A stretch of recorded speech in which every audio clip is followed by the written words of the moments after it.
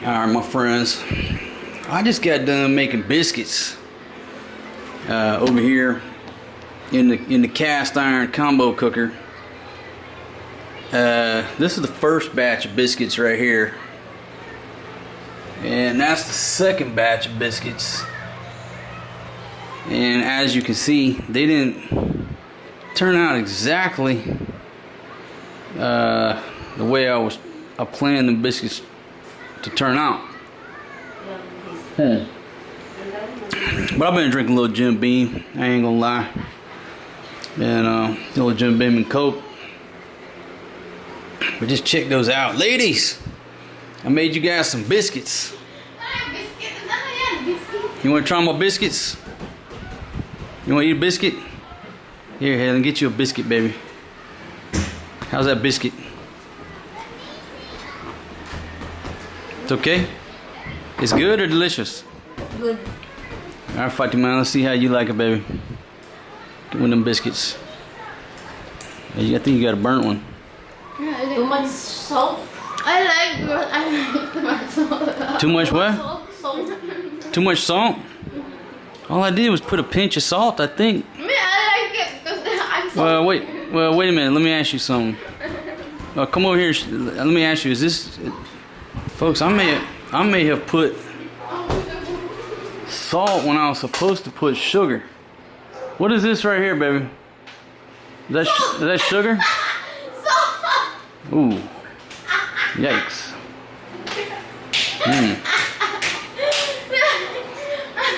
Maybe I put a little. I might have put a little too much salt on these biscuits, my friends. Me, I like it. You like it? Well, you like things salty. All right, let me take a taste test on my own creation here.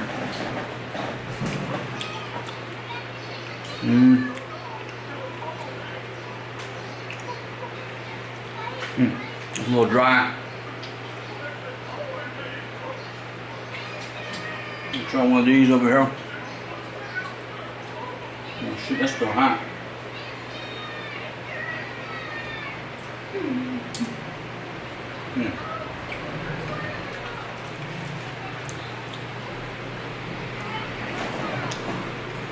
Man, that don't taste like no biscuit. But you know, I got a hard time finding flour here in the Philippines that's worth anything. Over in Thailand, I got great flour over there. I can make the hell out of some biscuits, just like back in the States. But the flour here, I can't figure out how to cook with it. It says all-purpose flour. And look, I know it's probably the cook, the chef, and the state of sobriety that the chef is in. That has a lot to do with it.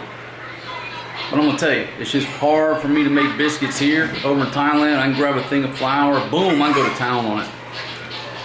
Alright, whatever. At least I made the attempt. Well, folks, I'm talking about when you have like really good friends and neighbors. And they asked me earlier if I wanted to order a pizza. And I said no, only because I was like, look, I got to go out next week, pick up some funds, and we'll order a pizza next week. And plus, we had some food here. Our neighbors just showed up, our friends, the ladies, and folks. Look at what they brought us. Oh my goodness, a pizza from Shamboli's.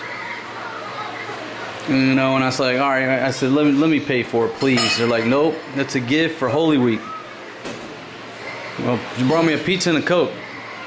Now I made them biscuits earlier, but it was, I don't know, it was kind of neat because she's in the process of getting a big plate together for the old skinny gentleman that lives across the street.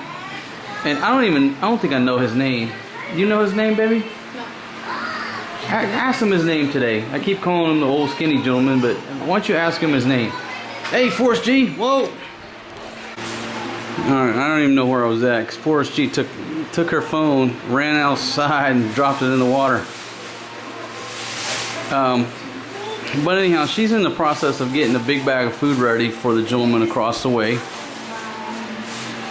And so she was working on that, and the reason that it was taking her a minute, she warmed it up in the rice cooker where everything's good to go. So he's got some pork chops, rice, bread. This dude's got all kind of stuff going over there. And while she's getting that ready, the ladies show up with a Shamboli's pizza. And just shout out to you, ladies. Thank you very much. Thank you very much for bringing that for us. And there's Fatima. She's gonna head down and give our gentleman. Hey, make sure you know what his name is, baby. I'm tired of calling him the old skinny gentleman. Yeah, so he's chilling out. He's chilling out down there. I'm sorry, man. I'm in the way. Our buddy's chilling out down there. And like I said, I'm gonna find out more about his story. He's our neighbor. We like sharing food with the gentleman, and just a nice old dude. Don't know nothing about him. Maybe I'll try to find out a little bit about him. It's just the way sometimes things work. You know, you're paying it forward. Next thing you know, a fucking pizza shows up at your door. Wow. So thank you, ladies, very much for sending us the pizza. And wow, that was a wonderful surprise. So thank you very much. My goodness, you ladies are just too kind to us. Hold on, what's the gentleman's name? Maning. Maning? M-A-N-I-N-G? So I gotta get a nickname for him. Skinny Maning? Now we're gonna fatten him up. So his name is Maning. We could just give him a nickname of Skinny, but we're gonna fatten that dog up.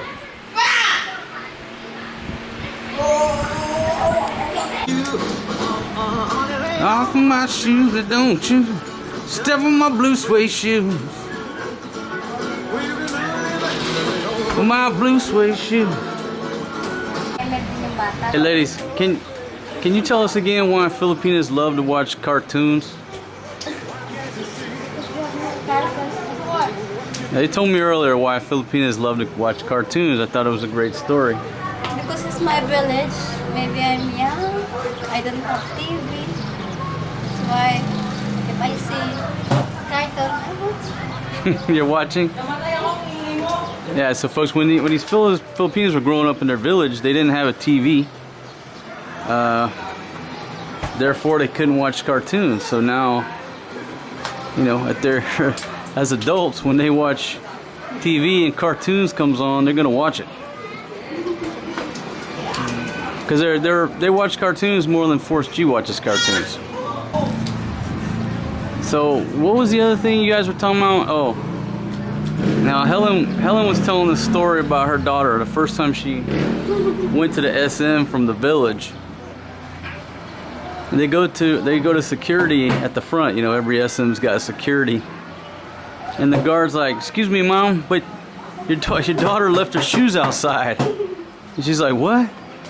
So when they're going in the SM, you know, I mean, it's customary here to, you know, take off your slippers before you go in somebody's house. So her little girl took her slippers off and left them outside the SM, went through security and went inside. She didn't have any shoes on. But she didn't know it was her first time to the SM. She's 2 years old before. Yeah, she was 2. And then they went to the movies. The little girl had never seen a movie before. So after the movie got started, she asked Helen, her mother said, "Mom, I want to go to sleep. Can you cut the TV off? It's bothering me." She said, "Well, we're at the movies. I can't turn the TV off." "Why not?" There's one more story. I can't remember the other one. Just telling Filipino stories, my friend. Look at this dude.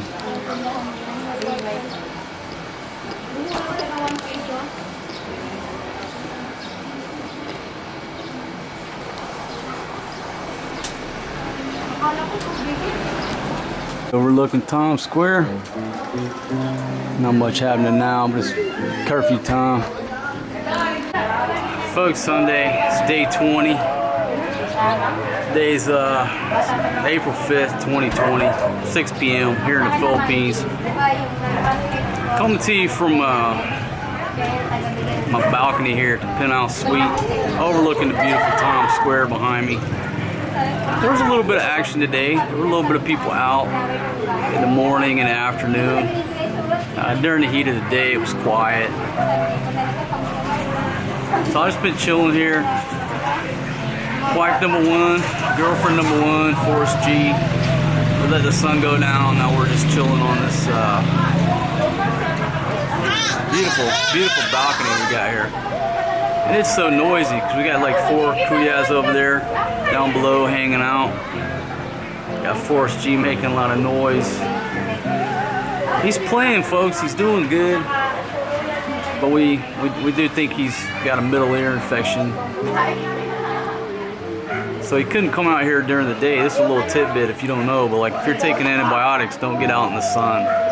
Antibiotics take away all of your skin's natural protection against the sun, and you just fry. Even as tan as I am, down in Cebu one time, popping some doxycyclines and some Zithromax because I caught the clap. It is what it is. I was out in the sun all day, and my damn skin just fried. It was like 2nd-degree burns. It took me a long time to recover from that. My dumb ass just wasn't thinking, hey man, you're on antibiotics. One of the contraindications is being exposed to direct sunlight for long periods of time. So if you're taking any kind of antibiotics, don't get out in the sun. You will fry. So anyhow, ladies, can you cut the water off? Hot tub's full. Thank you very much. Folks, there's nothing to report today. Just a great thing to happen, you know. She was getting our buddy down here, the skinny gentleman. His name is baby, what's the guy's name again? The gentleman? Maneling? His name? Maning. Anyhow, our buddy Maning down there, she was getting his food ready, and our friends here knocked on the door and handed us a Shamboli's pizza. It was like, wow, life is good, you know. Other than that, folks, just a low-key, kind of sleepy Sunday day here in the Luzon Enhanced Community quarantine during this here pandemic.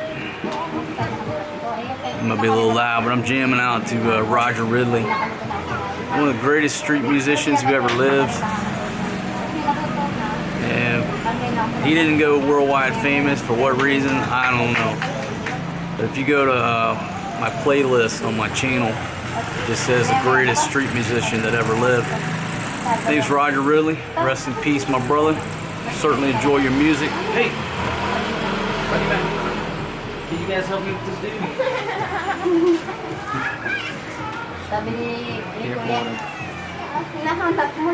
Folks, little boy loves to climb. He's a climber. Climbs onto everything. So she had to rescue him from climbing on the bamboo, get him back in that hot tub over there. So just a beautiful day, breezy day. What else can I say? We're just sitting here biding our time like you, locked down. So we're at day 20. We have, less than 2 weeks ago, what, about 10 days? 20 days the 5th. Yeah, we got about 10 days to go if the powers that be don't move this shit to the right, extend this shit. God, it's time to push play, people. Couple headlines today.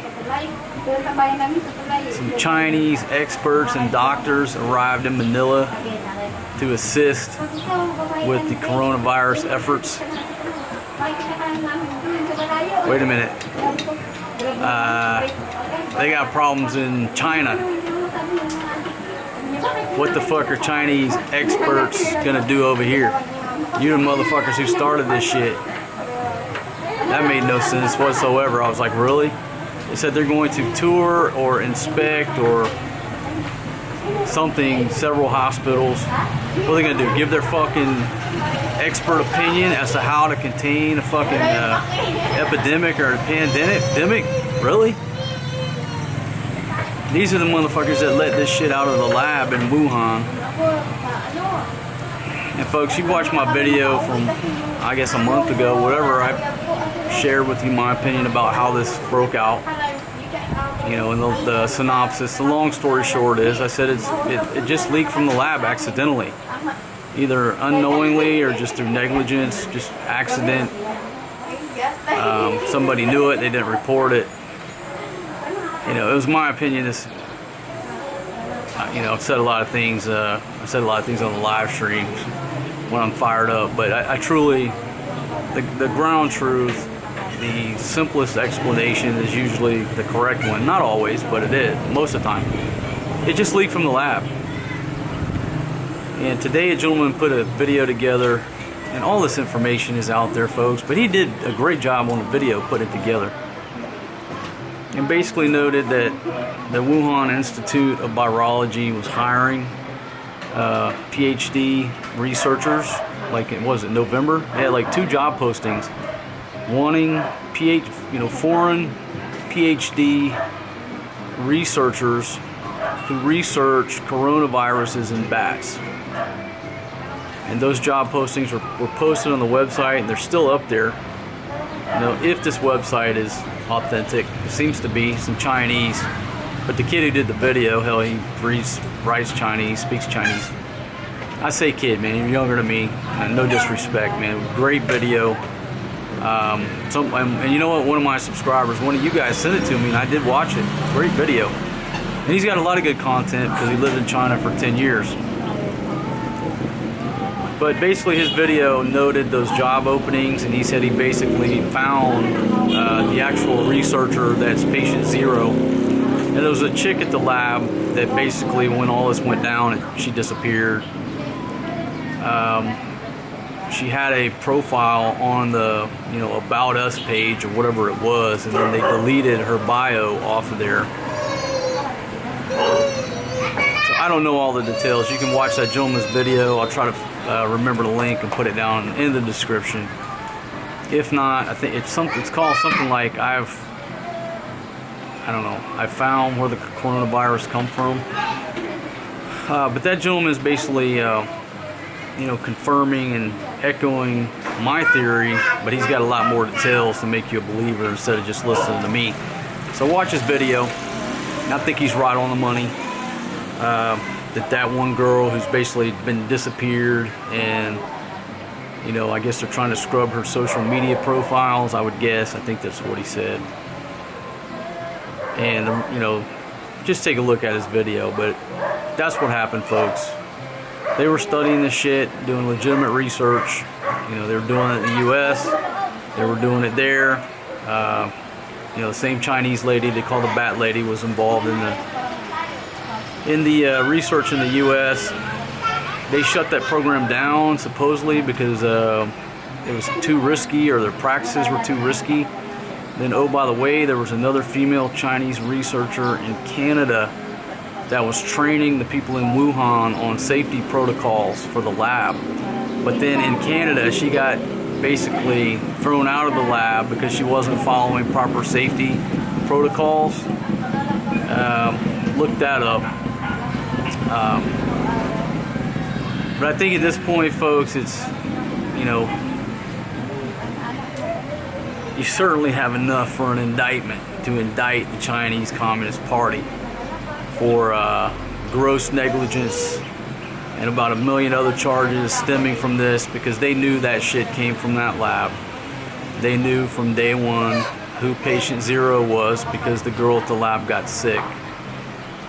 And, you know, either sick and disappeared or sick and died and cremated, but they knew from day one.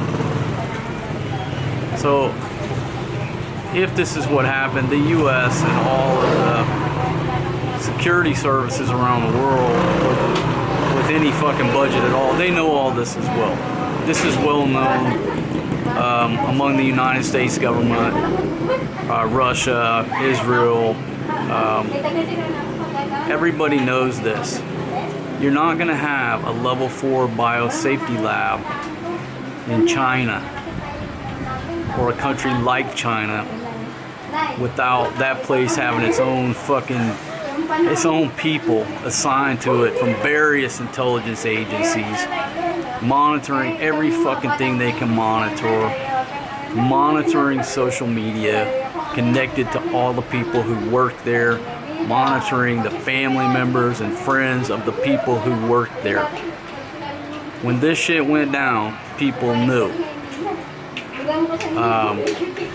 If they didn't know what they were looking at, once everything started coming out, they went back and said, holy shit, you know, that's why this researcher didn't come into work that day. This is why she hasn't shown back up for work this day. They put all these pieces of the puzzle together. So when the reporters asked Trump, you know, why do you keep calling the Chinese virus? And Trump looks straight in the fucking camera and says, because it comes from China. The dude's not guessing, my friends. He's not guessing. He knows 100% that it came from that goddamn lab. Now, was it intentional? No. I don't think it was intentional. Because the Chinese have this master plan. Now, you could say, oh, they did it, you know, and I've talked about this too, but if you really think about it, get serious. I haven't had but a couple drinks today, so I might be talking a little more serious.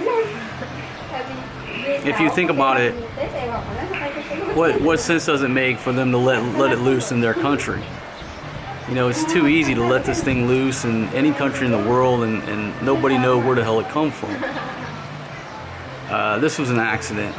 It got out of that lab because they either didn't realize how contagious it was, poor security practices, something of that nature, and it got out. Now, this is a huge fucking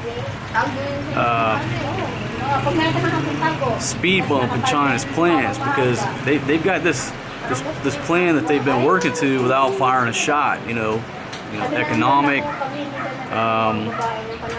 geopolitical. You know, shaping people's opinion. They're not going guns on guns with people. So by this thing leaking out, China has inadvertently found themselves to be the most hated country in the world right now. That was not part of their grand plan. That's like John Gotti. You know, John Gotti's supposed to be, you know, Cosa Nostra, the in the mafia. But you're not supposed to get on the fucking cover of Time magazine. You're supposed to stay in the shadows and be quiet and keep doing what you're doing. All of a sudden, he skylines himself and becomes public enemy number 1 of the United States justice system and got taken down. Now, if he wasn't out on Time magazine's cover rubbing it in people's faces, it might be a different outcome. But the point is, China did not want to be skylined right now. They did not want to be highlighted as, you know, the most hated country in the world. So they're in damage control mode right now, trying to rewrite the narrative, trying to push out, a different story to the Chinese people where they believe it and start pushing it out. They're in severe damage control mode because they did not plan for this. This was not part of the plan. If they were going to bring down some economies, they could easily have done it with, hacking, cyber attacks, stuff like that. They could have took the fucking coronavirus and let it loose at the goddamn Super Bowl game, and nobody would have even known to point the finger at China. This isn't a weaponized version, I don't think. I think this is legitimately, they're studying this shit. You know, they stumbled onto this strain of the virus and they didn't understand what they had or how contagious it was, and they, through carelessness or negligence or accident, whatever, this shit got out. That's what happened. So anyhow, that's basically my update on it. But if you read today's news and watch today's videos, it's becoming more and more clear that this is exactly what happened. Everybody knows it, so we can throw away all these other conspiracy theories. that are floating around out there. It just simply got out of the lab. Now, what was their end game for these viruses? Well, everybody's end game for the viruses is what? Develop vaccines, to know what their enemy is capable of producing, weaponize it yourself. That's just the name of the game. I don't think they were at that point. Maybe they did, you know, they figured out they had a new strand of the virus. That's why they started putting help wanted out, because they needed more researchers in there to try to figure out what the hell was going on, but it was too late. All right, well, that'll give you something to think about, something to research. That's about it today, folks. And if you can't hear any of my audio, this is real life Philippines, living in the Philippines. It's fucking loud. Okay, the people, they're loud when they talk. Fucking tricycles, motorbikes. It's a loud place. So if you couldn't hear anything I said, welcome to the Philippines. You don't like being loud noises and roosters? You might not want to come to the Philippines. You just gotta deal with it. These two girls here know I'm sitting here talking to a camera. They don't give a shit. Filipinos gonna yak as loud as they can yak. And that's just reality. Alright folks, that's today's update. Bottom right hand corner right there of your screen, Overstay Road sign. If you click on that, subscribe, hit that bell, you'll get notified when I push out new videos, because I ain't got no schedule. I just post videos when I want to. Alright folks, I'm gonna call it a night. Go in, get cleaned up, maybe watch a movie with these noisy ladies if I can try to get them to be quiet for an hour and a half. Basically I have to take their cell phones from them, and you know, kind of like split them, one over here, one over here. Then they try to talk to each other across me. And it's stressful having two ladies, my friends, but somebody's got to do it. But you like it. Folks, I want you to take a look at Double Trouble right here. This is Double Trouble. Ladies, when we watch a movie tonight, do you think you ladies could try to be quiet through most of the movie? Because there's this thing called silence is golden. You ever hear about that? When you're in the movies. When you're in the Philippines, no quiet can be. Yeah. Always.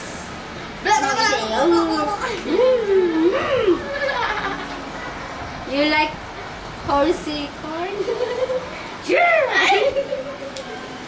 Hey boy, look on my tripod, son. You're shaking the camera. Hey. Alright folks, I gotta go. It's pandemonium. We'll see you on the next one.